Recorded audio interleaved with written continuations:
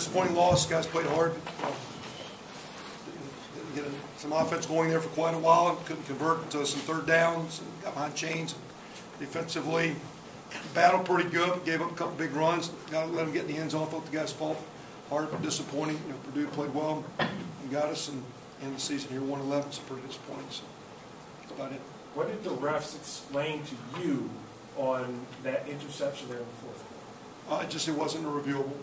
My comment was that we caught it, we were on the ground, and then it got taken away and we were down. But they said the way it was called, it wasn't reviewable. And there's some dynamics, and they were all as a group, and they were, pretty, set on it. And I didn't question that, and so it was what it was. So they didn't give you a reason why it wasn't reviewable. They didn't say there's such and such rule. I think there's certain dynamics and calls that, they have significant guidelines, and that's been hit pretty hard. And I didn't question those guys at all on that. And when they said that, again, my thought was that, that we had it on the ground and got taken away. And they said, well, no, that's not the way it can be. Or, you can review it, wasn't called, whatever. And I said, no, that's not the case. So, and those guys are going to work with you because they don't want you to burn the time out. And so it was a good deal. We had, that crowd's a great, heck of a referee crew. So it's just what it was. You made the comment earlier in the year that this team seems to start well.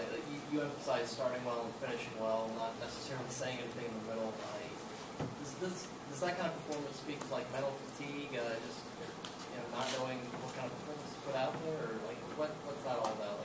How they play in the middle of the game? I don't know.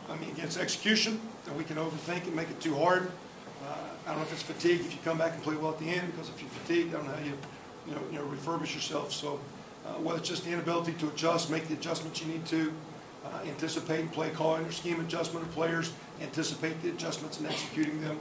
But bottom line, there's we've yet to play with our crowd really, really clean. It's hard, but play really clean, consistent. We've had spurts, some nice starts or nice whatever along the way, or nice on either side of the ball, but collectively put it together in all three phases. Today, in the first half, we kick it out of bounds, give it to them the 40, let them run one back to the 10.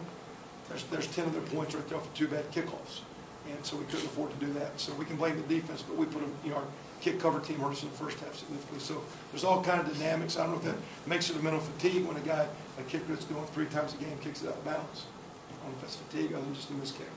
How much work do you feel your defense needs to become better and competitive? Oh, a whole lot. Size, strength, schematically, again, looking at what we're doing, understanding.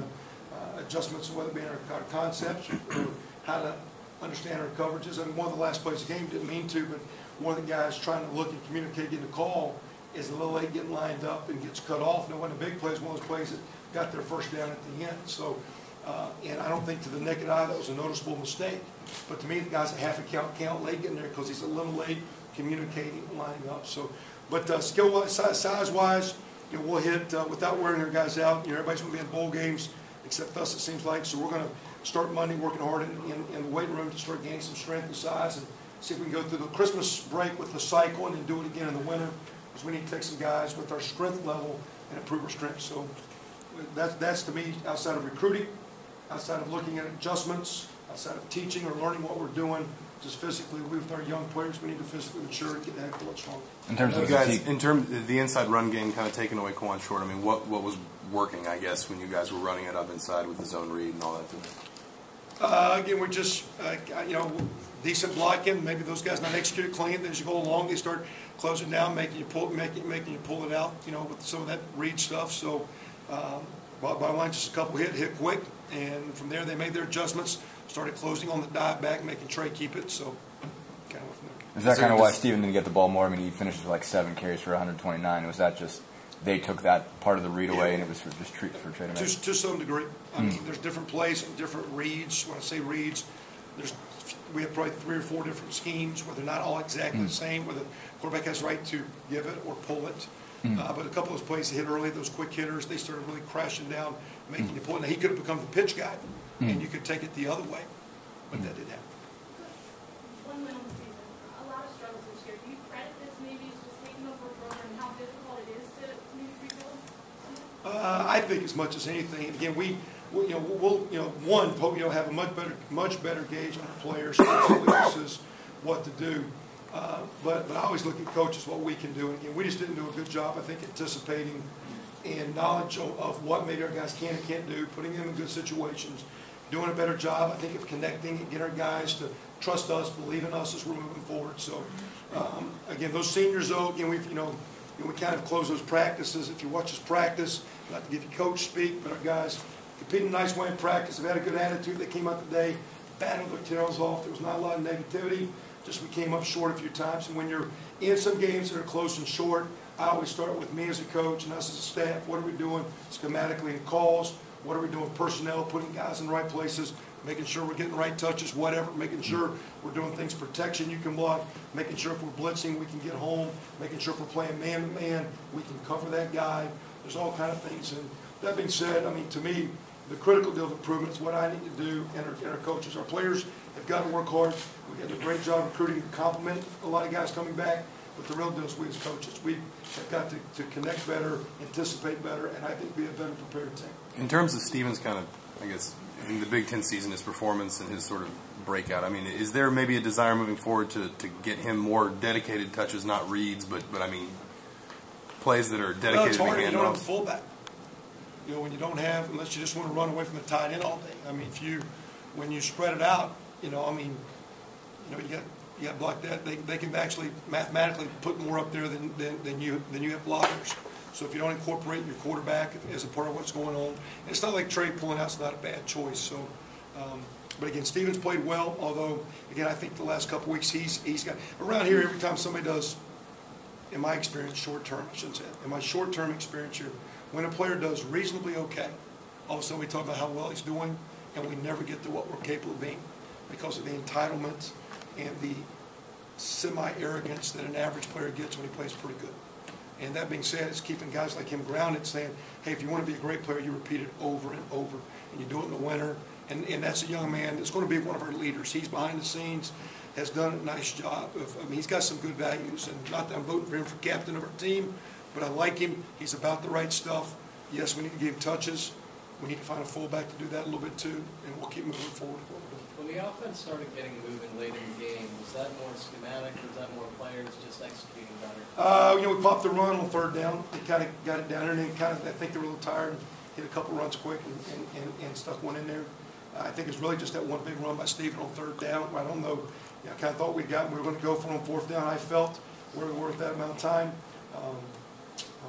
And again, I say even you look at it, we hold them to the end. They kick it to the one. We come back the next drive, punch it across midfield. And there's a lot of fight in those guys. And again, what happened that one drive? Bottom line, Steven, like that first drive, he popped the run.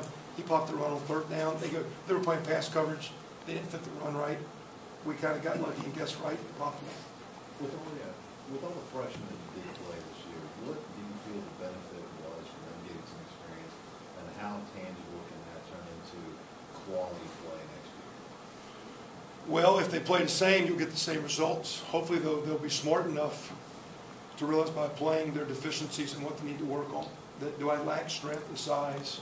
Do I have the knowledge to be a capable, quality player? And so, you saw some coverage a couple of times tonight in great position, but not able to make the play on the ball. It's kind of hard to maybe cover better than you work, and just not being able to connect as you play and play through that. Those guys will. You hope, need to. But again, just because you play as a young guy, don't mean you're going to be better as you move forward unless they use that as motivation, use that as a learning tool, use that as a learning advice. Because again, if we stay the way we are, keep the same mindset, the same approach, we'll get the same results. So that being said, we're trying to challenge our young players to just how to approach their business, how to do things off the field, on the field, weight room, study, how to live their lives in a confident way and start flipping around. But like the young guys, like a lot of those redshirt guys, you got a nice crowd of sophomores.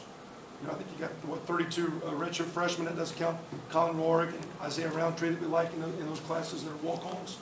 You got 6, 7 guys redshirted. You're going to sign 27. You got a nice core to build with, but we got to keep that core pointed, and that needs to be led by a Bolzer, Kofi Hughes, Adam Rapogle, Larry Black, Will Maddie. Some of those guys need to come to the front and lead us in a great way. Hey, Coach. One more for Coach. Just to piggyback on that point, what have you seen from the guys this season that gives you not just confidence but excitement heading into next season? Well, I start with me. So what I see with them is that I myself have to do a lot better job and what we're doing off the field, behind the scenes, and building chemistry and some team love and unity, and how to respect each other and trust each other moving forward. So, you know, again, I like their mindset, their attitude. They know what they know. It is a young crowd, but I'm just telling you, just because they played as young, that doesn't mean the future's bright. The future's bright if we can keep them channeled, keep them pointing in the right direction, back it up with another good recruiting class. And we, as we said, we owe it to those seniors, because those guys leaving here didn't sign up for this. This is not what they bought into. It's not what they signed up for when they came here. And that being said, though, them guys have worked awfully hard, and we owe it to those guys as they move forward to be good Hoosiers for us, on and off the field as they live their lives. And we owe it to them to keep showing that we can build it, because they're a part of what we started. Got a long way to go, a bunch of young guys, but young guys that we have to keep pointing in the right direction. And that's difficult. It's easier said than done. All right, guys.